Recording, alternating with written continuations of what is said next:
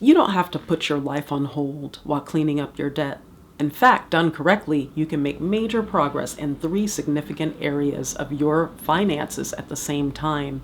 And if you're in your 40s or older, it's crucial, without the stress, to work these 3 angles at once. And you can. Greetings. My name is Dawn from Project Liberate, where I'm concerned with all things that have to do with liberation. Financial liberation is what I'm addressing in this series of videos. This is the 5th video. Please look at the other videos and build your financial fitness if you too want financial liberation.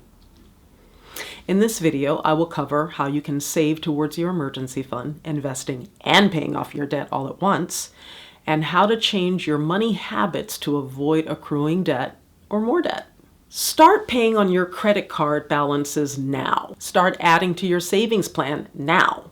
This could be an emergency fund, to start a business, or for investing. Maybe start saving to buy real estate now. If you have $10,000 of credit card debt and you pay the minimum monthly payment at a 19.98% interest rate, it will take you more than 37 years to pay it off, and you'll pay almost $19,000 in interest charges. That's just about $30,000 to pay off a $10,000 loan. Late fees turn quite a profit for credit card companies and banks as well. In 2004, banks and credit card companies earned $13 billion in late fees and other penalties. They know you'll be late and they love it. $30,000 is what one couple owed on credit card debt. They were being charged 19.98%, an average interest rate. The minimum payment on the credit cards totaled $750 a month, which was mostly going towards the interest. They were paying more than $500 per month or $6,000 per year just to have debt on the credit card, just that alone. David Bach made it clear that they'd have to earn $10,000 to take home $6,000 to pay the interest alone. That's $10,000 minus taxes, right? To get $6,000 to mostly pay the interest, not the money owed. Just let that sink in. Cut the interest rate and paying down debt becomes reasonable, more reasonable. I found a credit card that would allow me to transfer the balances of my other credit cards for 0 interest for 18 months. And I doubled down to pay the debt off, right? It took me 2 balance transfers, that is, to pay off the debt. But by doing it this way, it helped me out so much because I could get it done. I could pay off the debt. So many banks offer this now, making it possible to do it once or more than once until the job is done. You have to pay more than minimum payments monthly to dynamite your arse out of debt. Something else David Bach shares in his book is to talk your way out of debt.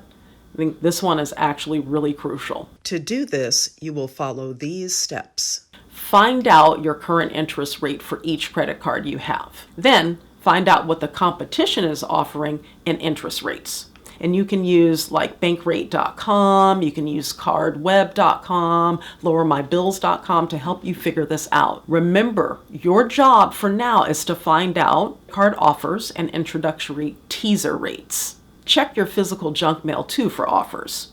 You'll use this info to negotiate with your current credit card companies. Know how much you're currently paying and what other credit card companies are offering.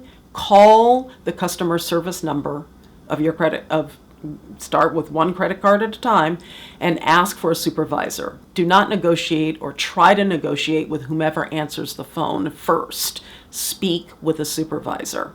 When talking to a supervisor, tell her or him that a company bank is offering a much lower interest rate than you're currently paying. And unless they match it or beat the other competitor's rates, that you will transfer your balance to the competitor. Tell them specifically which competitor you're referring to so they know that you've done your research and you mean business. Chances are you'll get a lower rate before ending this call. If somehow the first supervisor you speak to doesn't give you what you're demanding, ask for another supervisor. There are often many supervisors. Don't be shy to get what you want and get it. They want the interest, so they will acquiesce. They will give you what you want. Always write down the names of those you talk to, and if they don't or can't give out their last name, then ask for their employee ID. Make sure you get that. Paper trail or receipts, however you want to think about it. If you don't get what you want, which is a slim chance, go ahead and apply for one of those credit cards and do a bank transfer. Repeat these steps for all the credit cards. And if you do a balance transfer, if possible, roll all your cards into one card. And it will be easier this way for you to keep track of the expiration date of the offer. You don't want to lose track of that. Use the technique above to get late fees and annual rates waived as well. When you call the company, I want you to sound like the most confident boss that you can muster up. This will help you because you sound like you know what they know, that they are willing to negotiate because of all the money they make off of us. David Bach, right, from Start Late, Finish Rich and many other books, came up with DOLP. I call it DOLP, but it's DOLP, and it stands for Dead on Last Payment. And it's a way for you to eliminate credit card debt. So step 1, consolidate all of your balances onto one card, ideally with 0 interest for 12 to 18 months, hopefully. What you're not going to do is focus all your resources on paying off just this debt while neglecting to pay yourself first. You have to be able to grow your money, and you cannot put off cultivating some form of financial mobility until you pay off all your debt, especially because it takes the average person 10 years to pay off credit card debt. Even corporate America doesn't do that. When people were polled about why they put off saving money for the future, paying off debt is always a top factor. Waiting 10 years to start saving and investing is a huge mistake. Just that alone would slash your potential nest egg by almost a third. You need those precious 10 years, and you need to use them well. There's a huge psychological plus or boost for you saving for the future, saving for a piece of property and paying off your debt. We need to see progress on all fronts, right? I know I do. If you want to focus on paying off your debt and saving for the future, money to invest or buy property or both, consider a 50-50 split. David Bach's suggestion. Again, when paying off credit card debt, it is highly recommended that you pay more than the minimum amount each month. Remember, the interest is where they really make their money. Get it paid down sooner than later. If you have a lot of credit card debt and you don't want to consolidate them, Bach uses the DOLP system, I like to call it, to help you dig your way out. So what you do is you create a table or a spreadsheet in Excel or in Google Sheets. And in the first column, you put the companies that you owe. In the second column, you put the amount owed to each company. And in the third column, you put the minimum payment due. In the very last column, you put the amount of the minimum payment divided by the total owed to get the number of months it will take you to pay off the debt. This is the DOLP, right? The dead on last payment.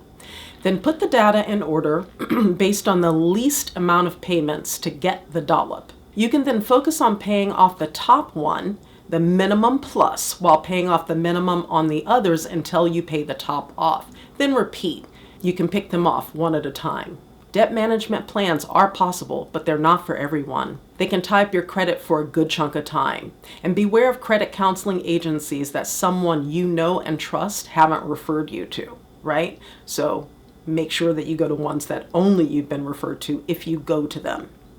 You can check with the National Foundation of Credit Counseling, and of course, always refer to the Better Business Bureau.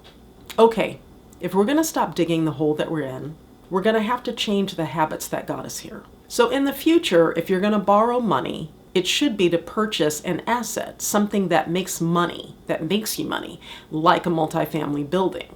If you don't have cash, don't buy it.